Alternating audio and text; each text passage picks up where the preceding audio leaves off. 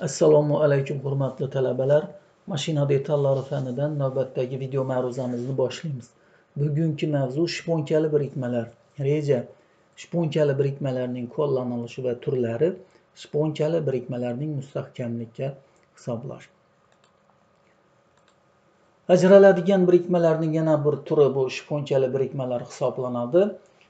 Vallar bilan birga aylanib birorta moment uzatishga mo'ljallangan birikmalarda, ya'ni val tishli g'ildirak, val shkif, val rolikli birikmalar hosil qilishda shponkali va shlitsali birikmalardan foydalaniladi. Ushbu slaydimizda val vtulkali birikma tasvirlangan, ya'ni demak birinchi vtulkamiz 3-chi pozitsiyadagi valimizga shponkali birikma emas, qizil rangda tasvirlangan shponkali birikma vositasida biriktirilgan. Demak, ushbu holatda shponkali birikma natijasida birikuvchi detallar muayyan geometrik koordinatalar bo'yicha biriktirilishi mumkin va bular birgalikda aylanma harakat uzatuvchi, ya'ni birorta uzatishda ishtirok etadi va ma'lum bir ekspluatatsion muddatdan keyin ushbu birikmalarni ajratish, texnik ta'mirlash yoki detallarni almashtirish va qayta yig'ish imkoniyatini beradi. Demak, shponkali birikma hosil bo'lishi uchun eng asosiysi shponka elementi bo'lishi talab qilinadi. Shponkali birikma elementlari mavjud, ya'ni shponkali birikma hosil bo'lishi uchun demak shponka, ya'ni ikkita detalni o'rnatilishi uchun albatta u elementlar, ya'ni shponka ariqchalari ochilishi kerak bo'ladi. Valimizda demak shponka ariqchasi bo'lishi va rolikimiz yoki tishli g'ildirakimizning gubchagida yana shunga o'xshash shponka ariqchasi ochilishi kerak. Shponkali birikma elementlari ushbu slaydimizda ham tasvirlangan, uni bemalol tushunib olish mumkin. Demak, ushbu slaydimizda mana tishli konussimon g'ildirakni valga shponkali birikma vositasida o'rnatilish tasviri ko'rsatilgan. Shponkali birikma shponkamiz turlari shponka konstruksiyasi, ya'ni tuzilishi bo'yicha 4 ta turga ajratiladi. Birinchisi prizmatik shponkalar. Bular demak konstruksiyasi prizmaga, to'g'ri to'rtburchakka o'xshash bo'lgan shponkalar hisoblanadi. Bular ham o'z navbatida geometriyasi bo'yicha, shakli bo'yicha bir-biridan oz-moz farq qiladi. Demak, birinchida to'g'ri to'rtburchakli prizmatik shponka, ikkinchida burchaklari bo'lmagan radiusli shponkamiz tasvirlangan va uchinchi chizmamizda esa ushbu prizmatik shponka valga teshiklar orqali vintlar bilan qotirilib qo'yiladigan turi tasvirlangan. Ikkinchi bir turi ponasimon shponkalar deb yuritiladi. Ular demak pona shaklida yasalgan bo'ladi, ya'ni bir tomoni ikkinchi tomoniga nisbatan kichikroq, ya'ni qandaydir konuslik bilan ishlov beradi. Ponasimon shponkali birikmalar demak shponka ariqchasida pona shaklida qoqilgan holatda ishlatiladi. Uchinchisi segmentli shponkalar, ya'ni yarim doiraviy shakldagi shponkalar. Bunday shponkalarda valga mahkamlash qismi, ya'ni doiraviy qismi cho'ziqroq bo'ladi va valga yuqori hajmda o'rnatilish imkoniyatini beradi va maxsus shponkalar.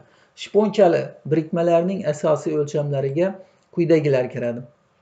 Shponkaning eni, bu shponka balandligi h va albatta shponka uzunligi bu standartlashtirilgan va ma'lum diametrdagi val va birorta uzatuvchi detallar juftligi uchun standartlashtirilgan bo'ladi. Undan tashqari o'rnatiluvchi valning shponka o'rnatish ariqchasining tubigacha bo'lgan diametri d-f va gubchagimizning shponka o'rnatilish ariqchasining ustki tepa qismigacha bo'lgan diametri, valning diametri demak shponkali birikmaning asosiy o'lchamlarini tashkil qiladi. Keyingi slaydlarimizda turli shponkali birikmalarda hosil bo'ladigan kuchlanishlar va ularni hisoblash usullari bilan tanishib o'tamiz. Demak, birinchisi prizmatik shponkali birikmadagi kuchlanishlar ushbu slaydimizda tasvirlangan. Demak, prizmatik shponka o'rnatilgan detal juftligi aylanma harakat bir ochmay uzatgan taqdirda val tomonidan shponkaga ta'sir qiluvchi qismi, ya'ni shponkaning teng yarmigacha bo'lgan qismida ezuvchi kuchlanish hosil bo'ladi. Bu epyurada tasvirlangan sigma ezuvchi bilan shu joyda ezuvchi kuchlanish hosil bo'ladi. Demak, shponkali birikmaning valga harakat bir ochmay uzatuvchi tomonidan ta'sir qilganda ezish holati kuzatilishi mumkin. Xuddi shunga simmetrik tepa tomonida gubchak qismida ham ezuvchi kuchlanish hosil bo'ladi. Demak, bir-biriga nisbatan simmetrik va o'zgaruvchan tekislik orqali ta'sir qiluvchi kuchlar va kuchlanishlar natijasida albatta shponka markazida mana to'lqinsimon chiziq bilan tasvirlangan. Demak, shponka markazida tau kesuvchi kuchlanish hosil bo'ladi. Demak, ushbu slayddan bemalol aytishimiz mumkin. Shponkali birikma shponkasida yon tomonlarida simmetrik tarzda va o'zgaruvchan koordinatalar bo'yicha ezuvchi kuchlanishlar va markazida shponkaning markaziga nisbatan kesuvchi, ya'ni shponkani sindirib kesib tushiruvchi kuchlanish hosil bo'ladi. Shponkali birikmani hisoblash aynan demak ezuvchi va kesuvchi kuchlanishlar bo'yicha olib boriladi. Prizmatik shponkali birikmadagi kuchlanishlar quyidagi formulalar bo'yicha hisoblanadi. Ezuvchi kuchlanish bo'yicha hisoblashda ta'sir qiluvchi kuchni demak ezilish yuzasiga nisbati bo'yicha baholanadi va u albatta ezuvchi shponka materiali uchun ezuvchi ruxsat etilgan kuchlanish qiymatidan kichik yoki teng bo'lish sharti bajarilishi kerak. Xuddi shunday kesuvchi kuchlanish demak shponkaga ta'sir qiluvchi birovchi momentning ikkilangani va uni kesilish tekisligi yuzasiga nisbati bilan aniqlanadi. Bu ham shponka materiali uchun kesilishga ruxsat etilgan kuchlanishdan kichik yoki teng bo'lishi nazarda tutiladi. Demak, bu yerda F birikmadagi aylanma kuch, T uzatilayotgan aylantiruvchi moment, A ezilish yuzasi, D val diametri, LH shponkaning uzunligi, B shponka enini tashkil qiladi. Agar shponkali birikma ta'sir qiluvchi kuchni birovchi moment orqali ifodalasak va ezuvchi kuchlanishni ushbu tenglik teng ekanligini hisobga oladigan bo'lsak, ezuvchi kuchlanish formulasi quyidagi holatga keladi. Demak, formulada LH shponkaning hisobiy uzunligi, H shponkaning balandligi, T1 valdagi shponka o'yitchasining chuqurligi hisoblanadi. Yuqorida ta'kidlab o'tganimizdek, shponkali birikmalar uchun uning eni, balandligi va uzunlik o'lchamlari standartlashtirilgan va ushbu standartlar shunday tanlanganki, shponkali birikmada hosil bo'luvchi kesuvchi kuchlanishni inobatga olmasdan turib, shponkali birikmani ezilishga hisoblash orqali uni mustahkamligini yetarli darajada tekshirish imkoniyati mavjud. Shuning uchun barcha shponkali birikmalar kesilishga emas, ezilishga hisoblanishini o'zi yetarli hisoblanadi amaliyotda. Keyingi slaydimga o'tadigan bo'lsak, demak, segmentli shponkali birikmadagi kuchlanishlar tasvirlangan. Segmentli shponkali birikmaning buni yuqorida ham ta'kidlab o'tdik. Segmentsimon qismi valga chuqurroq kirib turganligi uchun ushbu qismda ezilish yuza kattaligi nuqtai nazaridan ezilish yuqori qismiga nisbatan kam uchraydi. Shuning uchun segmentsimon shponkali birikmalarda asosan gubchakka tegib turuvchi qismining ezilishga kuchlanishi bo'yicha hisoblash, baholash amalga oshiriladi. Ushbu holatda ezuvchi kuchlanish quyidagi formula bo'yicha hisoblanadi. Demak, 2T taqsim KLD ichki teng ruxsat etilgan ezuvchi kuchlanishdan. Bu yerda K shponkaning gubchak o'yigidagi chuqurligi hisoblanadi va mana bu chizmada tasvirlangan K'imiz. Silindrsimon shponkali birikmalardagi kuchlanishni ko'rib o'tamiz.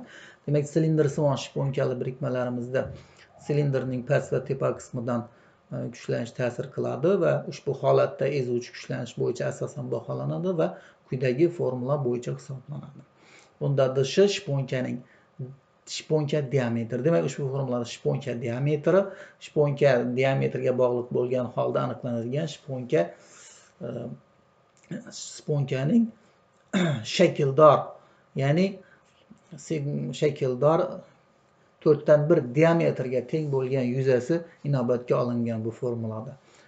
Keyingi Slaydimizda panasimon shponkali birikmadagi kuchlanishlar tasvirlangan. Demak, panasimon shponkali birikmaning kamchiligini shu yerda aytib o'tishimiz kerak. Albatta, u pana shaklida birikuvchi detallarga pana shaklida qoqilganligi sababli, demak, val bilan gubchak orasida o'qtoshlikning buzilishiga olib keladi. Masalan, delta ularning markazlarida siljish kuzatilishi mumkin. Ushbu holat sodir bo'lmasligi uchun yoki uni minimum holatda ushlab turish uchun, demak, panasimon shponka bilan birikadigan detallarimizning ishlov berish aniqligi o'ta yuqori bo'lishi talab etiladi. Va ushbu holatda panasimon shponka qoqilgan holatlarimizda, demak, shponkaning tepa va ost qismida ezuvchi kuchlanish hosil bo'ldi va albatta valimizning gubchakka tegib turgan pastki qismida ham, demak, mana shunday ezuvchi kuchlanish hosil bo'ladi. Panasimon shponkali birikmalarning hisobiy sxemasi ushbu holatda keltirilgan va ushbu hisobiy sxema bo'yicha panasimon shponkali birikmani hisobiga o'tadigan bo'lsak, demak, ishqalanish kuchi inobatga olinadi va sigmaning qiymatini quyidagi munosabatlar bo'yicha aniqlash imkoniyati bilan panasimon shponkadagi kuchlanish ushbu formula bo'yicha hisoblanadi. Demak, bu yerda panasimon shponka materiali uchun ezilishga ruxsat etilgan kuchlanishdan kichik yoki teng bo'lishi inobatga olinadi va u amaliyotda 80-100 megapaskal qiymatlarda ruxsat etilgan kuchlanish ekanligi ma'lum bo'ladi. Demak, e'tiborlaringiz uchun rahmat. Sog' salomat